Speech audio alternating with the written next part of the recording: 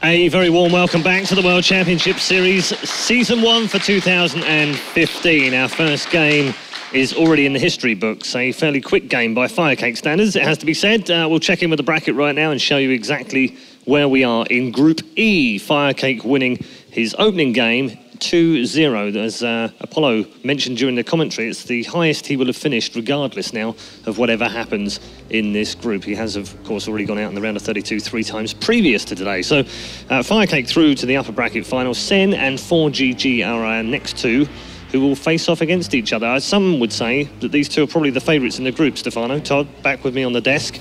What do you think about that? Are they the two favourites? Are they the two standout players?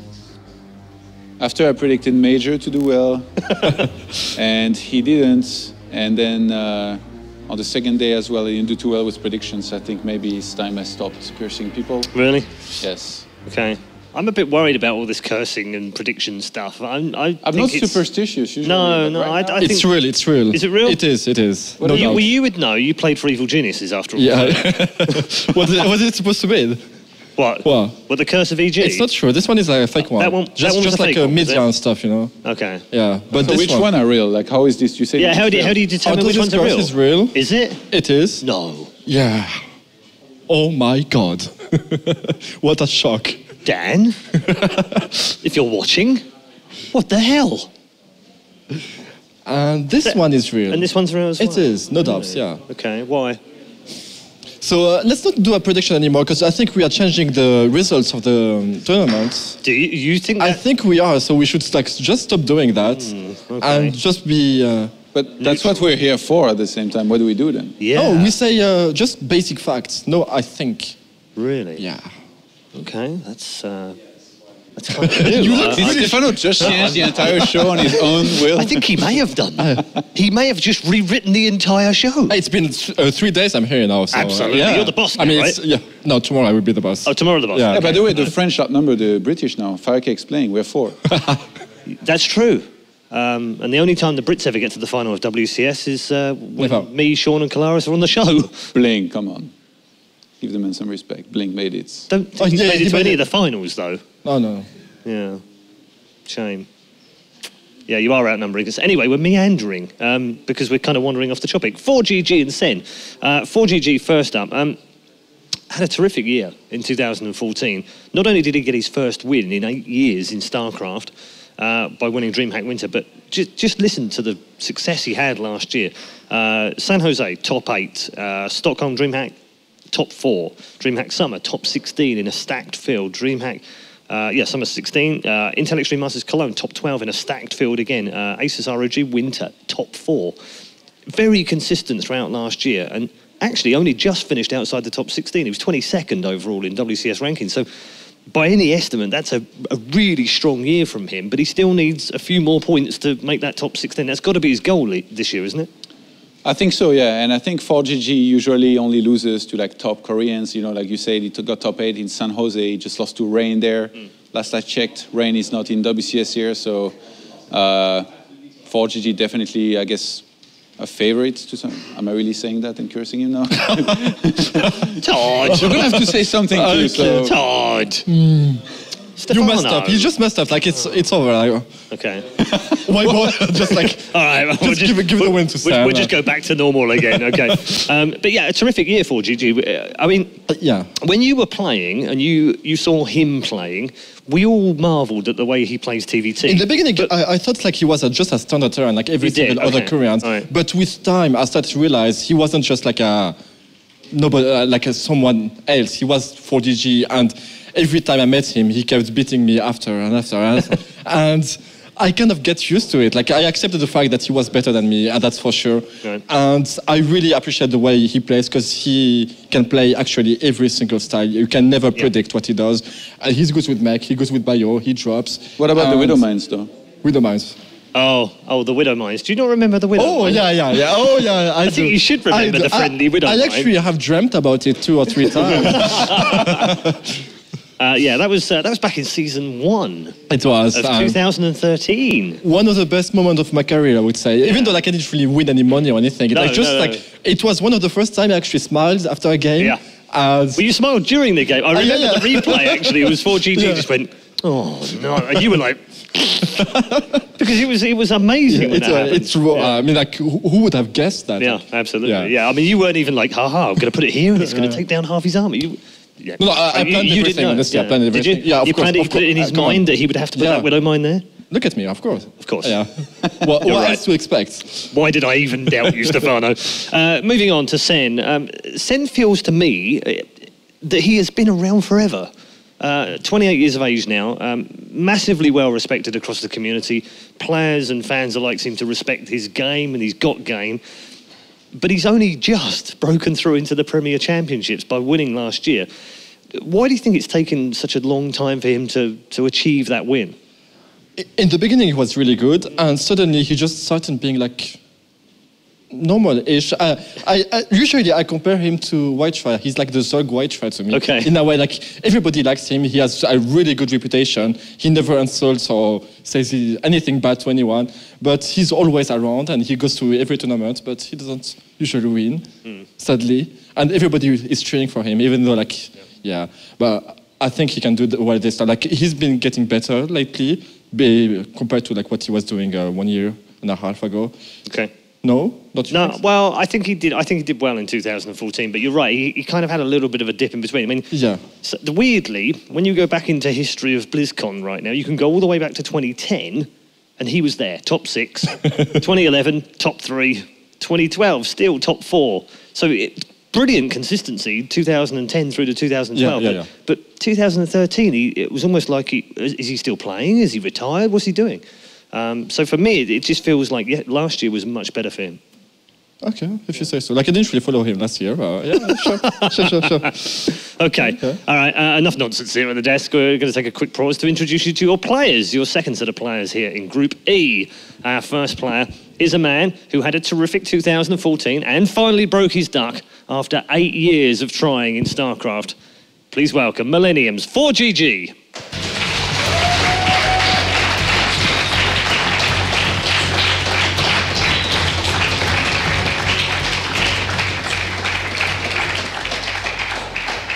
His opponent is a man who has already appeared as long ago as the 2010 BlizzCon Grand Finals, no less, and he has more experience than almost any other player in the round of 32. He's also one of the oldest, which makes him possibly the wisest. He is man with attitude. From Hong Kong Attitude, please welcome Sen.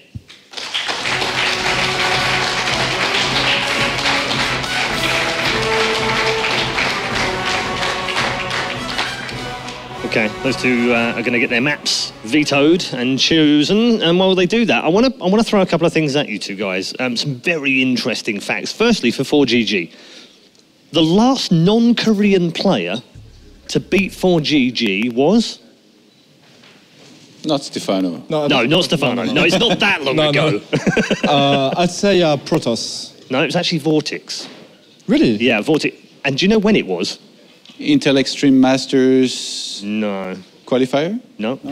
It was actually, and this is incredible, the 9th of June last year during WCS Season 2. It's been that long since he's lost to any foreign player in any tournament. Yeah, so what I said earlier is accurate and should be stronger than the curse. I'm glad you're reinforcing that feeling. Yeah, we're just adding to that. That's fine. 35 consecutive matches without loss to any player that 35. is not Korean. Did you go on a spree like that? 35 in I a row? don't think. No. It's an incredible amount of That's matches. massive. Yeah. It is. Like, what's like the time period? Do you know? Like, It's since the 9th of June last year. he didn't lose anything.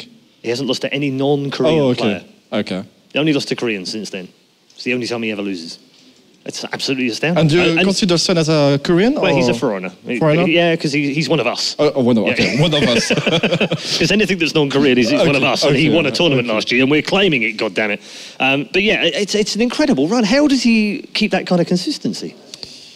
I guess he's just that good, you know. Like he's a Korean playing abroad. You know, he lives in Europe, so. But sure. I mean, other Koreans don't have that kind of dominance over the Europeans. I mean, it's not that long either. I guess not all of them, but some of them that came to Europe did very well against non-Korean players for some time. But I have to say, 35 is a really high number. I don't know how he does it. He must have that confidence. I guess he maybe He's got insider information because he lives here.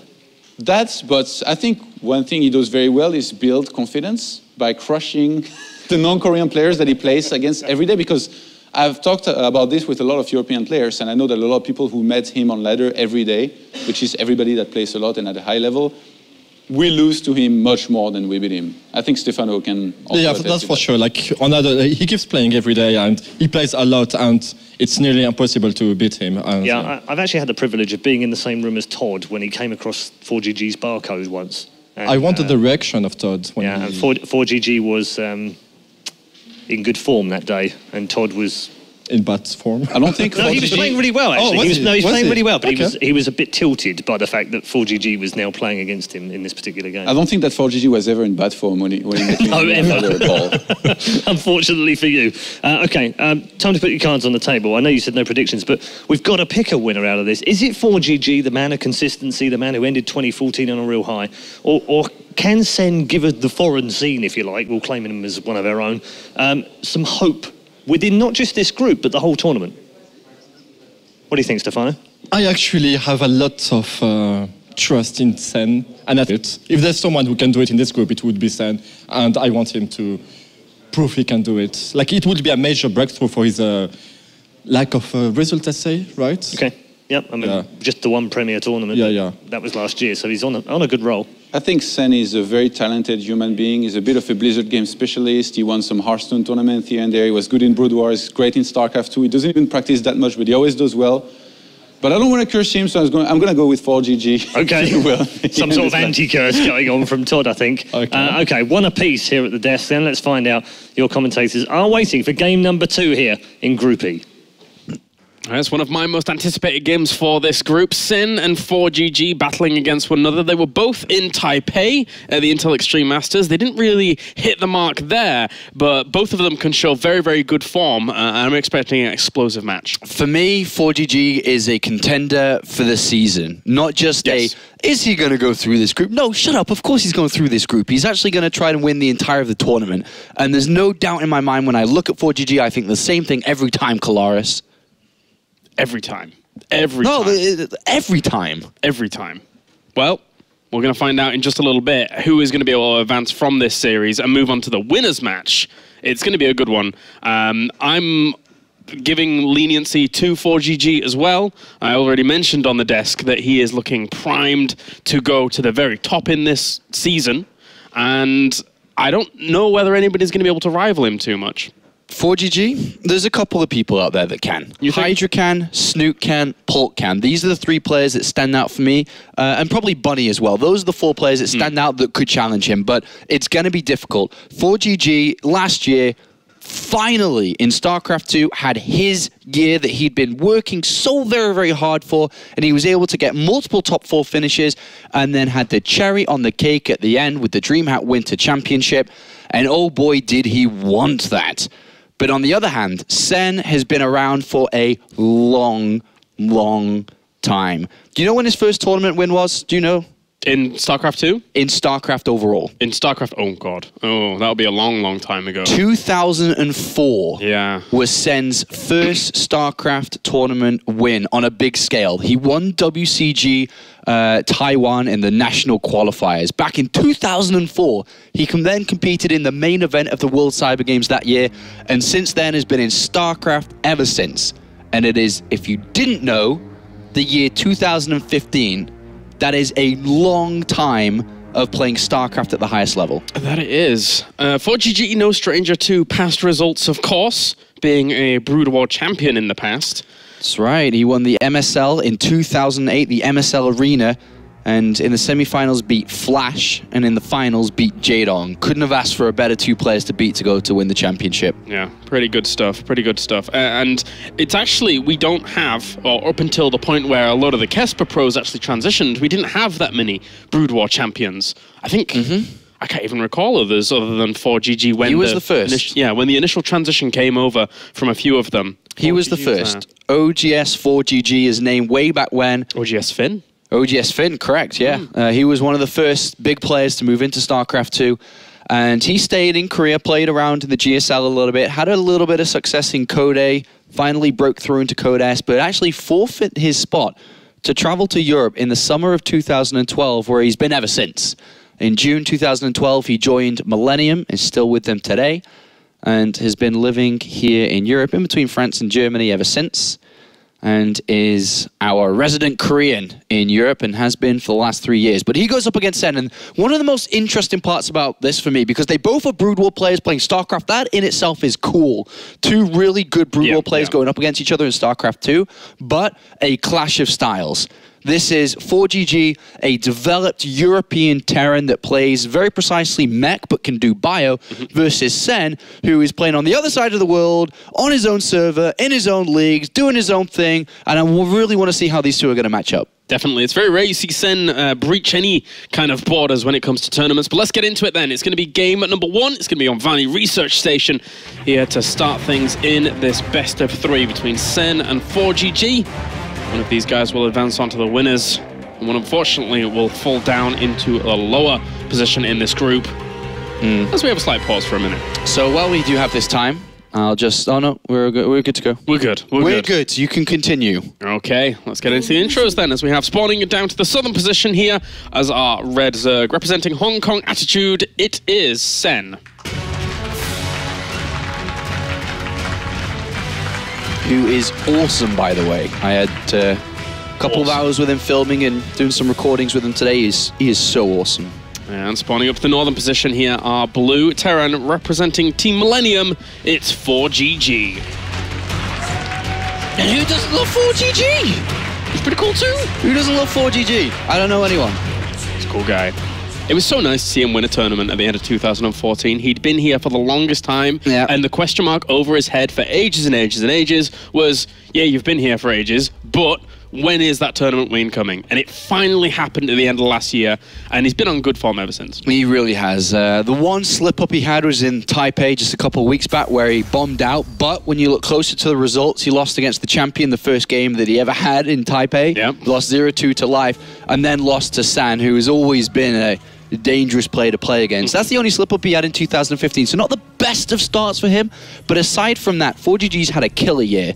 He doesn't lose versus any other Europeans, any Americans. He only loses to Koreans when he does play, hence those 2 results, and he smashed it all the way into WCS. He had a close challenger game, though, surprisingly. You know, congratulations to Marine Lord for giving him a good fight. 3 games to 2 ForGG won in his favorite matchup, and it wasn't easy. Yeah, especially since at the beginning of the Challenger League going into that, everyone thought, well, okay, ForGG is going to absolutely dominate that. But you're right, Marine Lord gave him a really good run for his money, and it's especially interesting considering they are on the same team. So no doubt Marine Lord is very, very familiar with ForGG's style, but was still able to do some good stuff. All right, just looking at the map vetoes here and the map selection that we have for these best of 3, where we do have a second. The way that the vetoes work, because that's actually funny, because we see the vetoes, but, excuse me, a lot of people don't really know how they work. So, player A and player B, it's player 1 or player 2. In this case, player 1 or player A is Sen, player B or player 2 is ForGG. So, Sen gets to veto first, and then ForGG gets to veto 2 in a row, then Sen gets 1 more, and then the picks start back over in favor of ForGG. So the first veto was Secret Springs from Sen. Second and third veto from our man right there on screen was Overgrowth and Expedition Lost. And then the fourth veto was from Sen again, and it was Inferno Pools. Which left us with the map selection of Vanny Research Station here first by ForGG, which has been heavily favored in terms of the way we've been seeing it playing out recently in the WCS. Catalina as the second map here, Sen. Third map, Leftover, Deadwing. All right. So you're right, though. You actually make a good point about Vanny Research Station. People have been finding a lot of comfort here, getting themselves a little base at the back and then trying to establish a third base. It is quite wide open, of course, this third base, but around the time that you're wanting to take it, you have a little bit of a force. You can take it quite slowly if you want to and still be in an okay spot in these games. Well, ForGG, playing to the map size here, is building Marines straight away. And the reason why he's playing to his map size is that Overlord usually goes all the way up. It doesn't just stop there. And then he's going to check towards the expansion, check the Reaper or something, and then you poke out and go kill the Overlord and deny the scouting. And ForGG is looking for that, but the Overlord stopped. Yeah, so that's a good little anticipation move there by Sen, just to make sure that that keeps itself alive. It will start slowly moving up towards the north, but... And he could still lose it. Yeah. And ForGG has not gone, by the way, for a very fast command center. Look at his build. Look at his build. He's got a fast factory, fast reactor, fast second gas. Is this like the fastest Banshee ever into an expansion? I'm not even sure what this build is. I have not seen ForGG use this before. And he's going to chase that Overlord, and I think it's going to die. Yeah, it's going to be very, very close. Actually, I don't even think it's going to be that close. We'll see. We'll see. But those Marines are going to do quite a bit here. Okay, it is going to be close. Oh, he saves it. A couple of bullets away. Yeah. And that would have gone. Oh, Just well. like that. But look at ForGG's build. Still, Sen has no idea, and he will not have an idea. Yeah. He's sending 2 Zerglings up to the left-hand side, so maybe they can dart forwards and see the progression and see the factory up there pretty quickly. But unless he pokes up and really gets some good information, there's not much left to him. Actually, he already... Well, he saw the reactor on the barracks, but that's it when he goes forwards. Third pause in one game, and we're at the 5-minute mark. Some settings. Yeah. But just looking at ForGG's build here, he's already stopped SCV production, and this is, a complete one base all in, which very rare, very, very rare. There is Zergling speed on the way for Sen, which could assist, but we don't see, a tech lab on the barracks. We see Marine production, and if there was a tech lab on the barracks, then we actually could see the starport used for a Banshee. In this case, it's going to be Medivacs, and with the backup resources, I wouldn't be surprised to see an armory thrown down, and it was just the super fast Marine, Hellbat, Medivac, push. Yeah. Yeah. Like the super duper timing. And the crazy thing about this from ForGG... No one does the super duper timing. Exactly. Is that he normally goes for a bit more of a mid-game standard play, but then is still very aggressive from that point on. But he is bringing the aggression really, really fast in this game. So Sen has to be very, very careful. At least he has links at the front to spot something moving out. But, well, we're going to see if... he's able to react accordingly. Can he stop the super duper timing? I don't know, man. It's going to be difficult. He doesn't even know that the Hellions are out yet. He's got 2 Zerglings outside that haven't even poked up, and he's not even sure what's going on. He's only going to have Zerglings and a few Queens to really deal with it. There's no Roach Warren being thrown down here yet. Still nothing. All right, well. Still no scout from Sen. He's just doing his own thing. He's in his own world on the other side of the map, building drones and taking a third base and chilling out. Now he sees 4 Hellions, and at this time you're like, wait a minute, what? That's kind of early. So he's going to have to start to build some units. Extra Queens. Extra Queens. That's a cool start, going in for the defense there. He'll have 3 Queens to try and block the ramp at the front. The third base is on the way, though, and I think that just has to be foregone. There's not really too much he can do with that at this point. And there's even a super duper Banshee on the way, too, to join the super duper timing. This is incredible. This is kind of scary. Ooh. Well, he already sees how many Queens are at the top there. Just 3. 2 more are going to join the fray in a little bit, but there's only a few Zerglings on the way, and these Hellbats just marching up into... There's nothing here. It's too early. Yeah, this is ridiculous. It's the 7-minute, however many 6 Hellbats this is. ForGG was apparently aware that it could have gone along tonight and decided not to do that. There's 20 Lings on the way, but they're not going to do a lot against 8 Hellbats. I mean, ForGG comes out with a super duper timing, and it's going to work. Very much so. Really, really, really fast. The Baneling Nest's on the way, but somehow he needs to buy time for all of these Zerglings to survive, and then morph in Banelings, and he's going to lose so many drones. It's... Wow. There's not much more to do. Well, Banelings are being morphed, and he's transferred some drones down to that third base, which is coming in useful here. If he can somehow get an amazing detonation to just blows everything up. And don't remember, the super duper Banshee's on its way. That's a lot of super duper. And there's no spores, and there's no layer, there's no detection. Yeah. And I think he killed off a lot of the Queens, right? Oh yeah, there's no Queens. So all he has to do is split up just a few of these units. He doesn't lose much to the Banelings, and here's the Banshee. Hi, guys. It's got cloak too, by the way. Well, Sen is like, what do you Terran players do on the European server? What is this? Why have I been... And the thing is that if Sen had looked at any of ForGG's previous games from recent tournaments, they weren't really like this, so there's not much scouting that you can go for. There you go, GG. Game number 1 goes to ForGG, and... With a super duper timing. What an incredible start for ForGG here in the WCS. That was fast, very, very fast. And yeah, he's in a rush today by the looks of things. He's like, well, WCS this season is mine. I'll brush aside the side round of 32 and then be totally fine. Wow, that was easy. That was incredibly easy. So ForGG wins game number 1 in record time.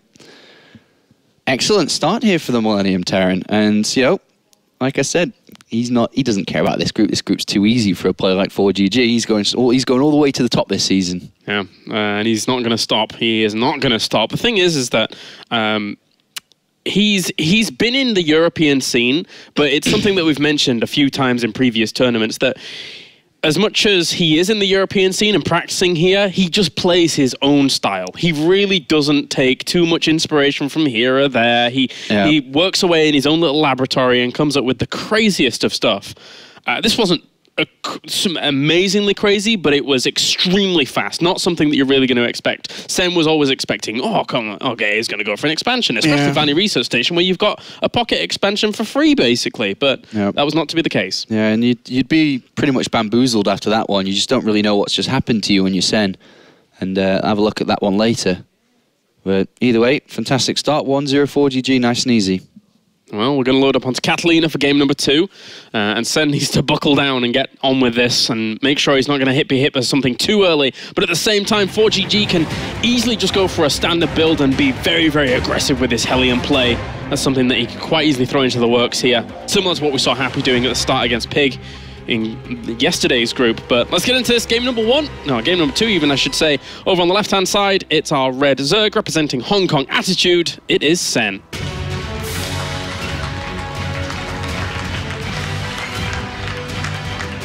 And down to the bottom right-hand corner, it's our blue Terran, currently 1 game up, representing Team Millennium. It's ForGG.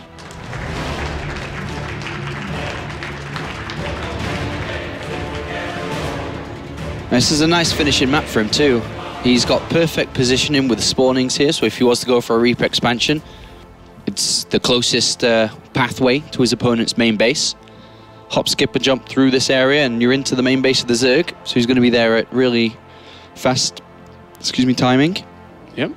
And from there on out, again, he could just play his normal build, keep those Reapers alive, then couple them with the Hellions and start applying pressure. At least for Sen, there is the idea of the ramp that can try and hold on at the natural against that kind of pressure that starts things off. So it doesn't want to be taking that third too quickly in that case. Yeah, this is definitely, in terms of spawning positions, going to be a very difficult game for Sen. Just every stage of it's going to be hard. So he's got to really play his heart out if he wants to be able to defeat ForGG on this map. The reason why it's so very difficult here is because of the way that the main base is spawned. And if you think about how Zerg versus Terran usually plays out, Terran eventually, if they get to the mid game, is always going to be rallying to the 4th base, which is going to be at the far north side of the map here for Sen. And then it's very easy for ForGG to say, okay, I have my units in the middle of the map, I'll send 2 drops towards your main base, and then we're going to send everything towards your 4th.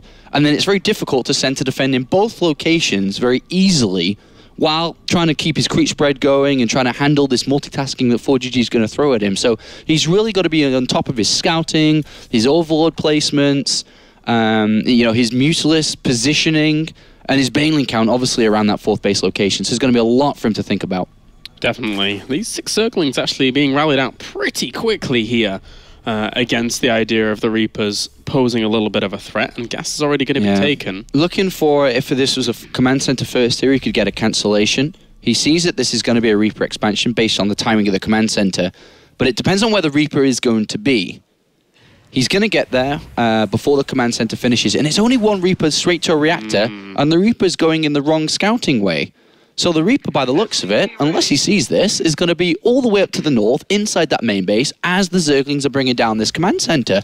Well, it looks like he could just get the cancel. Yeah, the Overlord was not revealed up until the point where the Reaper had already moved out anyway. So now Well, at least it's been spotted over on this right-hand side, but the Zerglings are already on top of this SCV. It's a potential free kill unless he retreats out quickly. And at least he does that, but can force the cancel. This is a nice start. Yeah, this is getting cancelled. It's no doubt. So that's a very good start for Sen.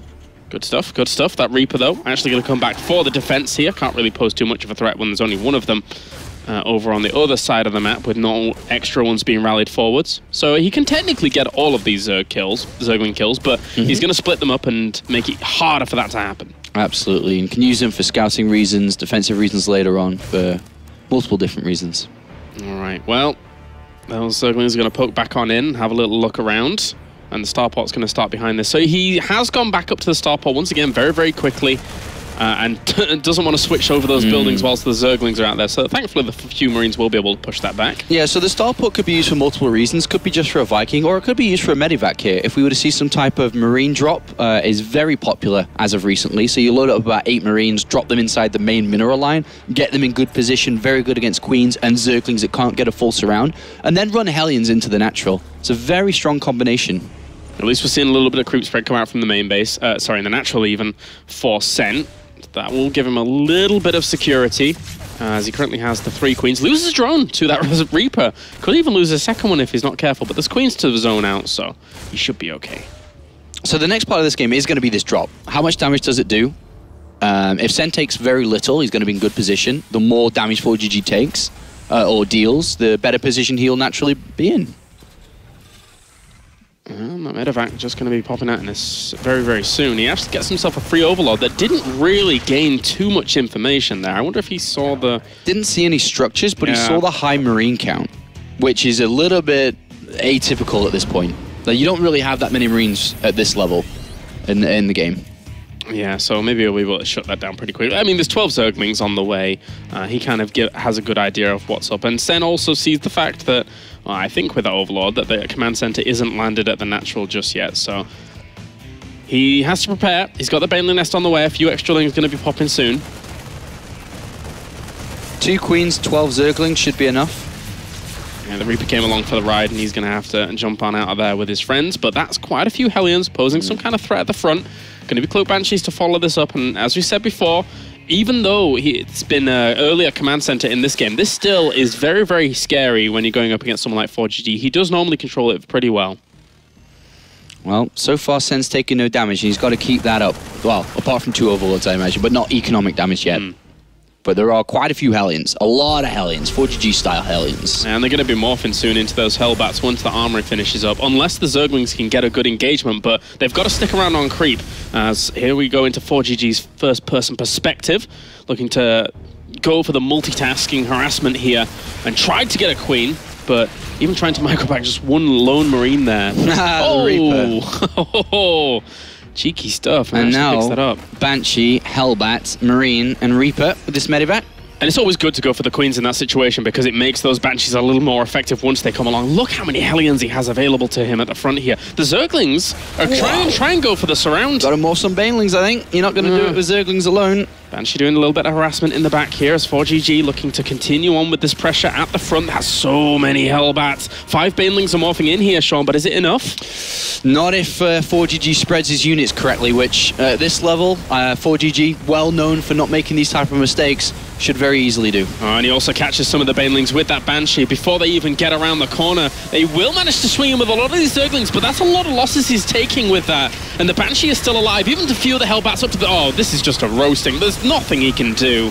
ForGG finishes off Sen in 15 minutes here. 5 minutes game number 1, 10 minutes game number 2.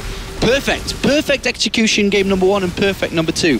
There's a massive world of difference between the both players today. Utter domination. The hatchery falls. GG. ForGG takes the series 2-0 and moves swimmingly on into the winners match. Very easy games for ForGG. Sen put up little to no fight at all here against the DreamHack Winter Champion of 2014, and you know you've got to say Sen must be a little bit disappointed with how that went. He's not going to be happy with it, obviously, is he? So no, probably not.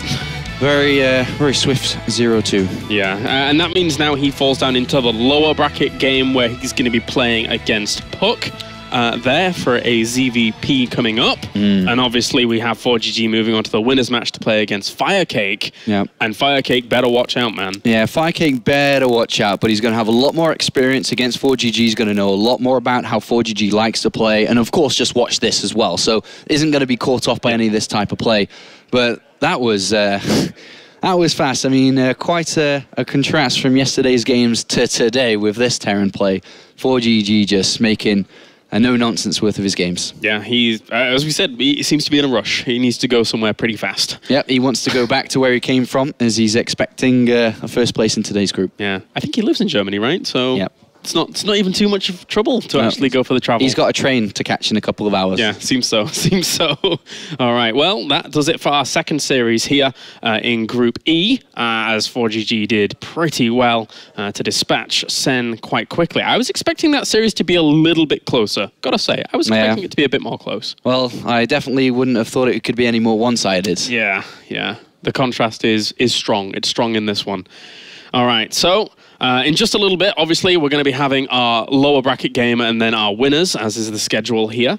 But ForGG certainly is dominance on this group.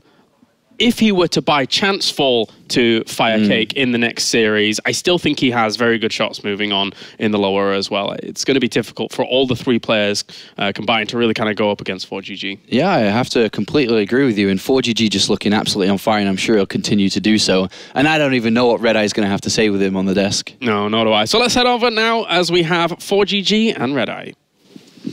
Thank you very much. Also with Todd here as well. Well done, ForGG. I want to ask you, are you in a hurry to get somewhere? Do you need to be somewhere else? Because you were very fast. Yeah. I saw yesterday night, and caster looks very sad. Oh, okay. So you did it for the casters. Yeah, I okay. gift. Very nice. Yeah. Very good. That's very kind of you. Thank you. Thank you. On a serious note, 2014, you finally won a tournament for the first time in a very long time. It was a very good year for you. Yeah, I didn't expect 2014 I got a champion title, but last DreamHack Winter I got it. Yep. I really didn't expect, and after I got champion title, my mind is changed. I think I can way better than before, and I practice a lot of. Okay. And I think I really can do it. Okay. What would success be in 2015? I want. My goal is WCS 1, 2, 3 final first. Okay. And then I hope, all of the champions. Okay. Is BlizzCon something that you have to qualify for this year? I never make BlizzCon before, but this time I think I can do it. Okay. Todd, you got any questions for ForGG? Did you know that you've won, what is it 36. now? 36, your last 36 match versus foreign players? No, I don't know.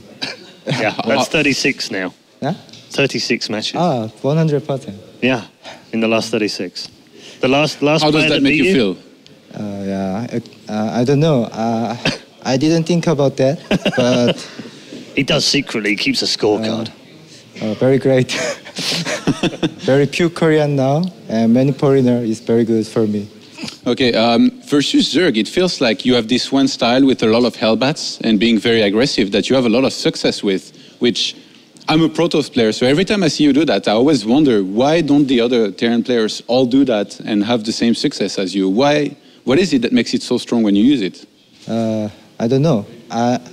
Just for me, even Terran TvT, I like mechanic a lot, but my win rate is very good. And before I won DreamHack Winter, and I use mechanic, I don't know my mechanic is too strong. And after I beat live, I really practice. Win rate, very good practice. Okay, it seems you do very well against Zergs in general, but your last 2 encounters against Life, you struggle against him. So what do you attribute those losses to? I don't understand. Why did you lose to Life the last 2 times you played against him, even though you have very good Terran versus Zerg?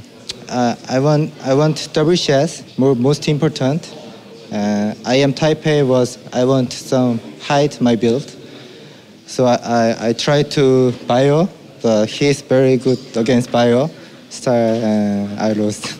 Okay. Okay, so you're hiding builds though. Yeah. Ah, okay. Sneaky 4GG. Well, congratulations. Well done. 4GG moving on to our winners final, where he'll play a fellow Frenchman.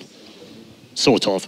The game either. I'm kind of muddling this one up, aren't I? Let's go to a break and save myself very quickly. We'll be back shortly with the losers match here in Group E.